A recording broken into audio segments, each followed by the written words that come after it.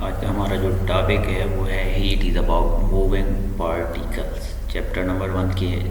One heating and cooling के अंदर आज हमारा जो टॉपिक है वो है heat is about moving particle. इसके हमने जो है वो टेस्ट योर सेल्फ क्वेश्चन देखने हैं। नंबर वन पर हमारे पास जो है इसमें क्वेश्चन है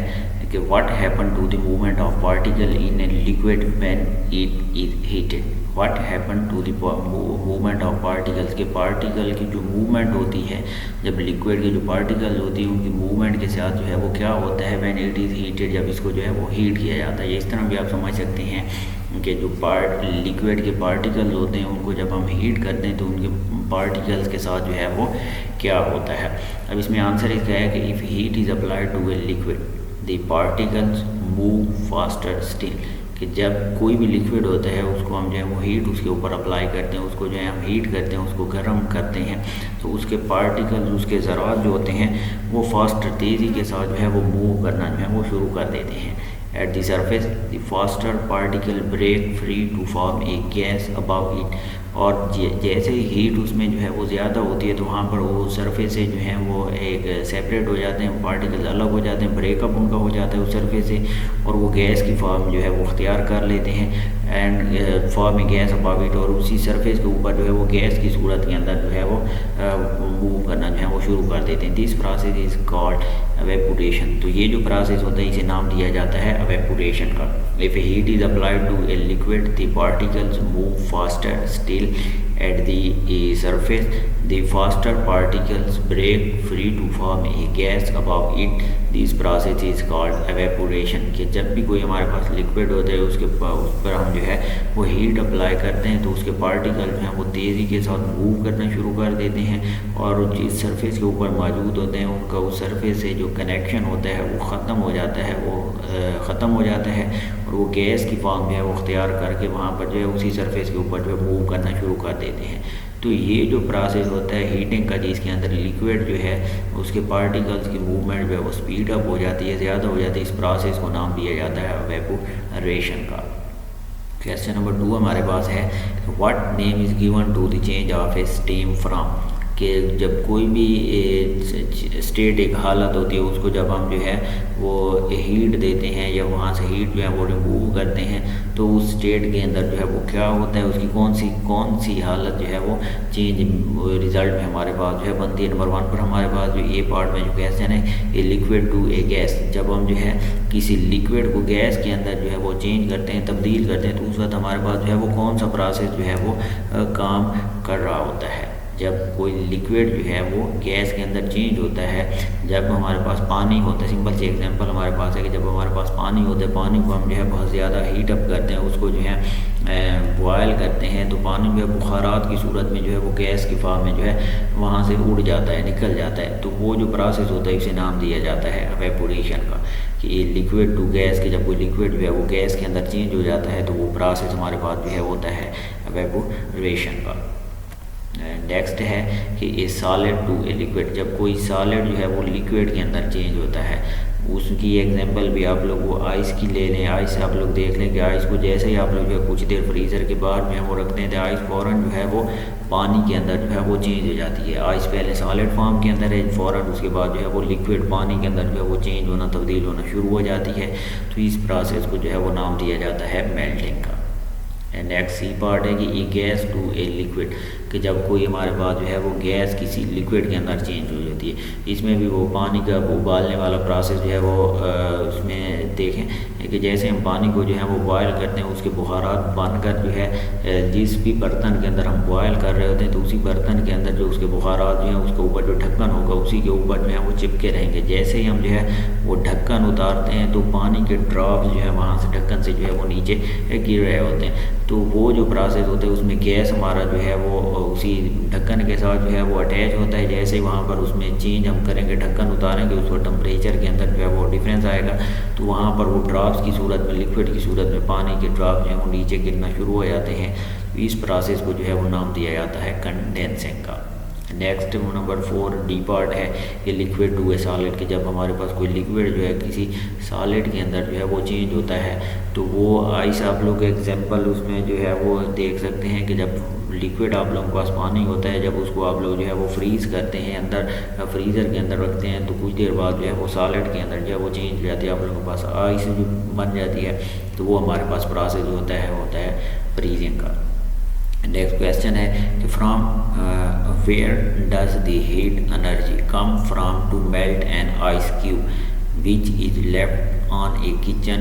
वर्क सरफेस। क्वेश्चन है कि where does the heat energy come from to melt an ice cube, कि वो हीट एनर्जी कहाँ से आती है जो कि किचन के अंदर जो है एक कोने के अंदर जो है बर्फ़ का एक जो है वो क्यूब पड़ा हुआ होता है, उसको जो है जो मेल्ट कर देती है, उसको पिघला देती है। Where does the heat energy come from to melt an ice cube which is left on a kitchen work surface, जो कि किचन के काम करने की जगह के ऊपर जो है वो आइस का एक क्यूब पड़ा हुआ होता है, तो उसको मेल्ट करने के लिए बर्फ़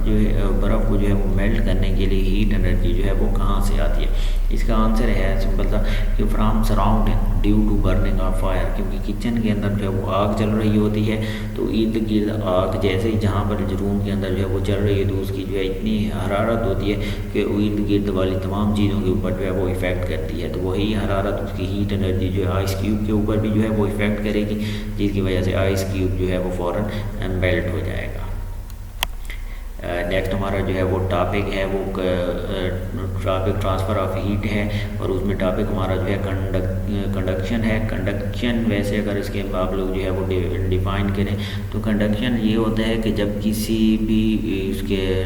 रॉड के अंदर या उसमें मेटल की चीज़ों के अंदर जो है या किसी भी सॉलिड ऑब्जेक्ट के अंदर जो है हीट एक जगह से दूसरी जगह ट्रांसफ़र होती है, तो उस चीज़ को जो है वो नाम दिया जाता है कंडक्शन का। Transfer of heat in solid object from one place to another place is called conduction. Transfer of heat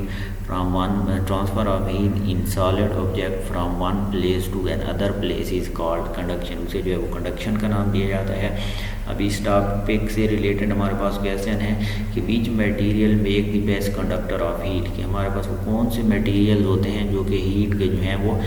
बेहतर कंडक्टर होते हैं, हीट के जो हैं वो बेहतर वूसेल होते हैं। मेटल हमारे पास इसकी जो है वो बेस्ट कंडक्टर होते हैं हीट के, क्योंकि हीट इनमें से ईज़िली जो है वो पास थ्रू हो सकती है, ईज़िली इनमें से जो है वो गुजर सकती है। नेक्स्ट हमारे पास जो है व्हाट इज़ इंसुलेटर। इंसुलेटर क्या चीज़ होती है, 3 इंसुलेटर के नाम लिखने हैं। Poor conductor of heat are called insulator, के वो चीज़ें जिनमें से जो है वो हीट नहीं गुजर सकती, पुअर कंडक्टर होते हैं, उनको इंसुलेटर्स का नाम दिया जाता है। और उसकी एग्जांपल हमारे पास एयर है, वूल है, प्लास्टिक, फोम है, तो ये हमारे पास जो है 3 एग्जांपल्स आ गई इंसुलेटर्स की। नेक्स्ट है हमारे पास कि explain how heat is conducted along a metal bar, की एक मेटल बार जो लोहे की हमारे पास जो है वो स्लैब होती है, तो हीट उसमें से जो है वो कैसे कंडक्ट होती है, हीट उसमें से कैसे एक जगह से जो है वो दूसरी जगह के ऊपर जो है वो पहुंच जाती है। If one end of a metal bar is heated, the particles gains thermal energy, कि जब वन एंड एक होता है मेटल बार का तो उसको हीट किया जाता है, तो उसकी थर्मल एनर्जी जो उसके पार्टिकल जो होते हैं वो थर्मल एनर्जी को जो है वो गेन कर लेते हैं, वहाँ पर जो है वो उसका एक एंड जो है वो गर्म होता है एंड वाइब्रेट फास्टर, और वहाँ पर उसके जो पार्टिकल एक एंड के होते हैं वो तेज़ी के साथ जो है वो वाइब्रेट करना जो है वो शुरू कर देते हैं। This causes the particles next to them to vibrate faster as well। तो इसी तरह फिर जो पार्टिकल्स होते हैं वो साथ वालों को जो मतलब वाइब्रेशन अपनी पहुंचाते हैं, साथ वाले पार्टिकल जो हैं वो भी हीटअप हो जाते हैं, वो एनर्जी हासिल कर लेते हैं, वहाँ पर उनके अंदर भी वाइब्रेशन जो है वो पैदा हो जाती है। बिट बाई बिट थोड़ा थोड़ा है जो है एक एक पीस करके थोड़े थोड़े टुकड़े जो है वो करके the increase vibration of particle is pass along the bar, और इसी तरह थोड़े थोड़े जो है वो पीसेस की फॉर्म के अंदर ये जो वाइब्रेशन होती है पार्टिकल्स के वो अलॉन्ग द बार, पूरे बार जो हमारे पास एक स्लैब होगी लोहे की उसमें से जो है वो गुजर जाती है until the whole bar is hot, और इवन हमारे पास आता है कि जो पूरी जो लोहे की एक स्लैब होती है वो गर्म हो जाती है। Heat has conducted along the bar, और पूरा जो हमारे पास बार होगा उसके अंदर हीट जो है वो कंडक्ट हो जाती है। तो जैसे भी हमारे पास एक कोई लोहे की सलाख है, रॉड है, उसका एक हिस्सा हम गर्म करते हैं तो उसके अंदर जो पार्टिकल्स होते हैं वो गर्म होते हैं, उनकी थर्मल एनर्जी हासिल करते हैं, उनके अंदर जो है वो हीट जमा हो जाती है और वहाँ पर जो है वाइब्रेट करना शुरू कर देते हैं। तो ऐसा ऐसा वो तमाम साथ वाले पार्टिकल्स को जो है वो वाइब्रेट करते रहते हैं, और वक्त गुजरने के साथ साथ वो वाइब्रेशन होती है उस रॉड के तमाम पार्टिकल्स के अंदर जो है वो पहुंच जाती है, जिसकी वजह से हमारे पास जो मेटल बार होती है वो फ़ौरन जो है वो गर्म हो जाती है। नेक्स्ट हमारे पास क्वेश्चन है कि suggest why the base of A sauce pan, जिसे कढ़ाई भी आप कह सकते हैं कि मेड ऑफ मेटल के सॉस पैन जो होता है हमारे पास जो है उसकी बेस जो होती है वो मेटल की क्यों बनी हुई होती है। तो सिंपल से इसका आंसर आप लोगों के पास है टू कंडक्ट हीट, इसलिए जो है उसको मेटल का बनाया गया था ताकि उसमें से हीट जो है वो कंडक्ट कर सके, उसमें से हीट गुजर सके, क्योंकि उसमें से हीट गुजरेगी तो उसके अंदर जो भी चीज़ आप लोग जो है वो कुक कर रहे होंगे तभी आप लोगों के पास जो है उस तक हीट पहुँचेगी और वहाँ पर उसमें जो है वो उसको आप लोग जो है वो फूड तैयार कर सकेंगे। नेक्स्ट क्वेश्चन है कि दी हैंडल ऑफ ए सी saucepan is made up of plastic, के हैंडल जो होता है सॉस पैन का वो प्लास्टिक का बना हुआ होता है, इसकी क्या रीज़न है। Handle is made up of plastic to resist heat, वो हीट को रेजिस्ट करने के लिए जो है वो रोकने के लिए उसका हैंडल जो है वो प्लास्टिक का जो है वो बना दिया जाता है, और बाज़ों का जो है उसमें हैंडल जो है वो